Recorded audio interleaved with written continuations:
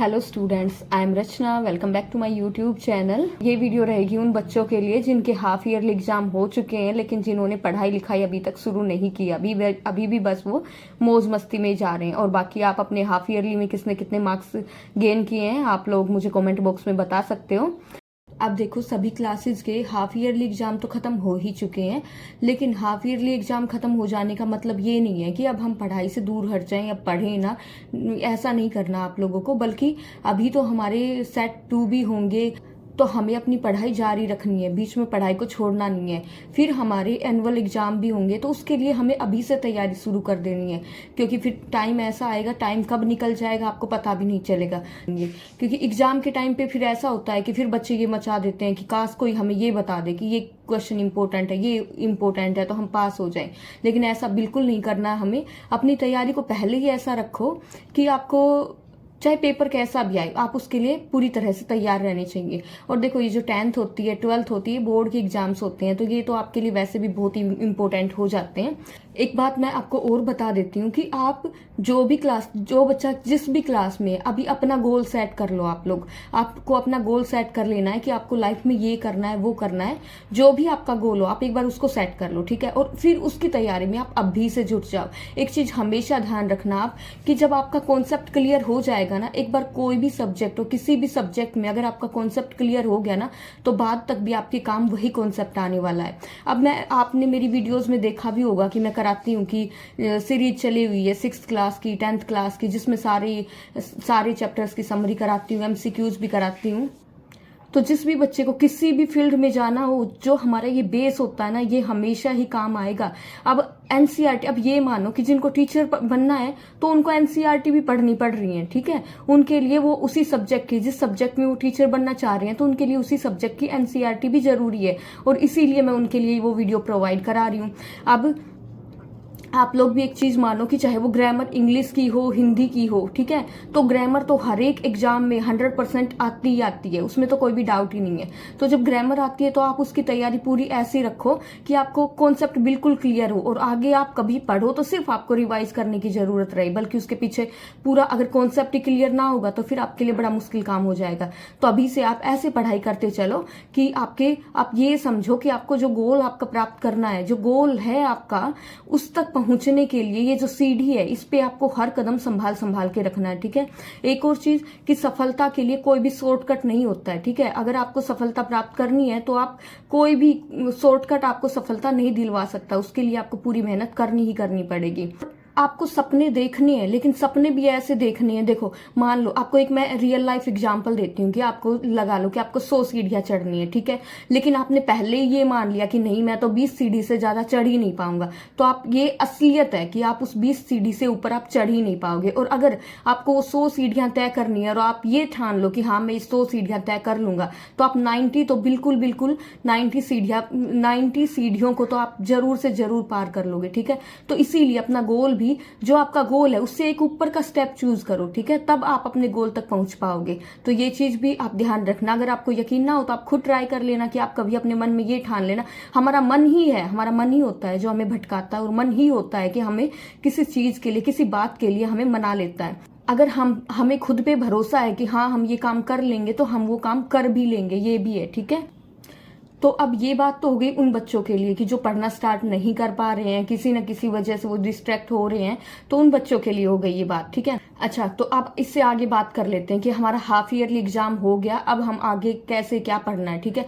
तो first thing तो आपको सबसे पहले तो ये पता होना चाहिए कि अब आपका सिलेबस क्या है, आपको क्या पढ़ना है, क्या नहीं पढ़ना है, ठीक है। तो सबसे पहले तो आपने जो चैप्टर्स नहीं पढ़े हैं अब उनको पढ़ना है।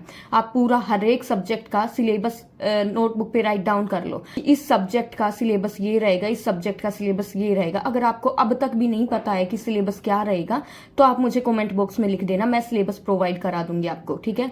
और अगर आपको पता है कि सिलेबस ये रहेगा, तो डेली अपना एक तय कर लो कि हमें डेली ये पढ़ना, ठीक है। फिर सारे चैप्टर्स को आप धीरे धीरे करके कवर करते जाओ। बीच में ऐसा होगा कभी कोई फेस्टिवल आ जाएगा ये, लेकिन हमें वही है कि पढ़ाई तो हमें कंटिन्यू रखनी है। क्या हो गया कि एक आध दिन हम बीच में स्किप भी कर दें अगर फेस्टिवल आ जाए तो, बट फिर भी हमें पहले से उसके लिए, अगर हम वो फेस्टिवल के ड्यूरिंग नहीं पढ़ते हैं तो हमें उससे पहले थोड़ी ज्यादा तैयारी कर लेंगे कि अगर फेस्टिवल के ड्यूरिंग ना भी पढ़ पाए तो फिर कोई दिक्कत नहीं आएगी, ठीक है। अब मेरा सब्जेक्ट है भाई इंग्लिश, ठीक है। तो इंग्लिश से रिलेटेड अगर किसी भी बच्चे को कोई भी डाउट हो, कुछ भी पूछना हो, अगर किसी भी बच्चे को ये हो कि ये चैप्टर आप हमें करा दीजिए, तो आप मुझे कमेंट बॉक्स में लिखना, मैं वही चैप्टर आपको करा दूंगी। और मैंने आपको पहले भी बताया कि ग्रामर तो सभी एग्जाम्स के लिए बहुत ही इंपॉर्टेंट रहती है, तो ग्रामर की भी एक प्लेलिस्ट मेरे चैनल पे बनी हुई है, तो आप वो भी देख लेना, जिसमें मैंने नरेशन भी कराए हैं, आर्टिकल्स भी कराए हैं और मोडाल्स भी कराए हुए हैं, वॉइस भी कराई हुई है, जो कि 9th 10th 11th 12th सारी क्लासेज के लिए, 8th के लिए भी वो वीडियोज इंपॉर्टेंट रहेंगी, तो आप वो वीडियोज भी देख लेना। और बाकी जो 6th वालों के लिए जो हर एक चैप्टर की समरी कराई है, लाइन बाय लाइन एक्सप्लेनेशन भी है, तो जिस चैप्टर की भी आपको ना पता हो आप जाके वो वीडियो चेक कर सकते हो। फिर 10th वालों के लिए एक और इम्पोर्टेंट बात मैं आपको बताती हूँ कि ये जो हाफ ईयरली में जो पेपर आया था इंग्लिश का, वो सेम टू सेम आपका जो पिछले साल प्री बोर्ड 2 हुआ था ना, वो सेम टू सेम उसमें से बहुत सारे क्वेश्चंस लिए हुए थे, और मैंने एक वीडियो भी अपलोड की थी, सोर्स भी बनाया था कि कहाँ से क्वेश्चन आ रहे हैं, तो वहां से क्वेश्चन आए थे। मैं आपको बार बार यही बात बता रही थी कि आप प्रीवियस ईयर कर लेना, प्रीवियस ईयर कर लेना, बहुत इंपॉर्टेंट रहेंगे।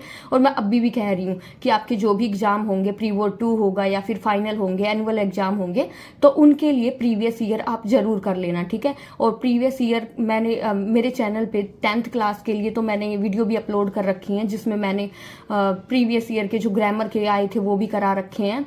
बाकी जो बोर्ड की वेबसाइट पे सैंपल पेपर दिए हुए थे उनका भी सॉल्यूशन करा रखा है। बाकी अगर और भी कुछ आपको चाहिए हो तो आप मुझे बता सकते हो। और बाकी मैं हर एक सब्जेक्ट का अपनी ओर से कोशिश करूंगी कि हर एक सब्जेक्ट के जो भी आपकी वेबसाइट पे जो प्रैक्टिस पेपर दिए हुए हैं वो मैं आपको कराऊं, साथ में वो प्रैक्टिस पेपर मैं आपको दिखाऊं, उनके आंसर्स भी मैं कराऊं, तो ये मेरी तरफ से कोशिश रहेगी। आपको आपके हर डाउट से रिलेटेड वीडियो मैं प्रोवाइड कराऊंगी, लेकिन मुझे भी लेकिन आप लोगों को भी उसके बदले में मेरी वीडियो को सपोर्ट करना होगा। वीडियोस को लाइक कर देना, शेयर कर देना, सब्सक्राइब कर देना अगर अच्छी लगती हो तो। अगर नहीं अच्छी लगती हो तो फिर तो बात ही क्या है ना। हाल फिलहाल में मैंने 10th वाले बच्चों के लिए तो चैनल पे इतना कुछ करा रखा है कि वो अगर वो सारी वीडियोस देखेंगे तो उनके लिए सच में बहुत ही हेल्प रहने वाली है। इंग्लिश से रिलेटेड मैं सब्जेक्ट इंग्लिश का बोल रही हूँ कि मैंने 10th वालों के लिए तो मैंने इंग्लिश में इतना कुछ करा रखा है कि अगर वो देख लेते हैं तो फिर उनके लिए तो बहुत ही हेल्पफुल रहने वाली है। प्रैक्टिस पेपर कराए हुए हैं, प्रीवियस ईयर क्वेश्चंस भी कराए हुए हैं, सारी पोम्स हैं उनकी, एक मैराथन वीडियो भी कराई हुई है मैंने। और बाकी जो चैप्टर्स एक्सप्लेनेशन है वो मैंने नहीं करा रखा है चैनल पे, लेकिन हाँ अब मैं समरी और उसके साथ एमसीक्यूज करा रही हूँ। और ये जो समरी और एमसीक्यूज करा रही हूँ जिस पे लिखा होता है कि important for HTET, TGT, PGT, ये 10th क्लास वाले आप लोगों के लिए, अगर वो वीडियो 10th क्लास की है तो वो आपके लिए भी इंपॉर्टेंट रहेंगी। क्यों? क्योंकि आप लोगों को एक ऊपर पैसेज दे दिया जाता है और उसके नीचे क्वेश्चन पूछ लिए जाते हैं, तो वो क्वेश्चन तो वही रहेंगे ना। तो आपको अगर वो क्वेश्चन समझ आ गए तो फिर आप इजीली उन जो आपको पैसेज दिया होगा और जो क्वेश्चंस दिए होंगे उनको आप अच्छे से सोल्व कर पाओगे, ठीक है। तो लास्ट में मैं यही कहना चाहूंगी कि अगर आपने एक बार ठान लिया ना कि आप ये काम करोगे तो दुनिया की कोई भी ताकत आपको वो काम करने से नहीं रोक सकती है। आपको कुछ भी करने के लिए सिर्फ एक वजह काफी है, सिर्फ एक वजह, और ना करने के आपको हजारों बहाने मिल जाएंगे। आपको बहाने मिल जाएंगे, आज टाइम नहीं लगा, आज मम्मी खेत में चली गई, आज मैं ये काम करने लग गई, आज वो करने लग गई, ठीक है। लेकिन काम करने के लिए ये जरूरी नहीं है। हाँ मानती हूँ कि आपको दिन में अगर कुछ काम भी हो जाता है तो रात तो है ना हमारे पास, रात तो बहुत बड़ी होती है, और पढ़ने वाले बच्चों के लिए तो क्या दिन और क्या रात, है ना। ये स्टूडेंट्स, मैं उम्मीद करती हूँ आपसे कि आप इस वीडियो से मोटिवेटेड हुए होगे, और आपने अगर अभी तक पढ़ाई शुरू नहीं की है तो आप आज ही से पढ़ाई शुरू कर दोगे। को अगर मुझसे किसी चैप्टर की एक्सप्लेनेशन चाहिए हो या फिर बाकी कुछ और क्वेश्चन आंसर, अगर आप बोलोगे इंपॉर्टेंट क्वेश्चन हर चैप्टर के आप एक्सप्लेन करा दो या फिर पैसेज करा दो, जो भी हो, ठीक है, तो आप लोग वो मुझे कमेंट में बता दें। इन्हीं पंक्तियों के साथ अपनी वीडियो को एंड करती हूँ कि आपको कुछ भी काम करने के लिए सिर्फ एक वजह काफी है, और अगर ना कोई काम करना हो तो आपके पास उस काम को ना करने के हजारों बहाने मिल जाएंगे। थैंक्स फॉर वॉचिंग, मिलते हैं नेक्स्ट वीडियो में, तब तक के लिए bye bye, take care, have a nice day.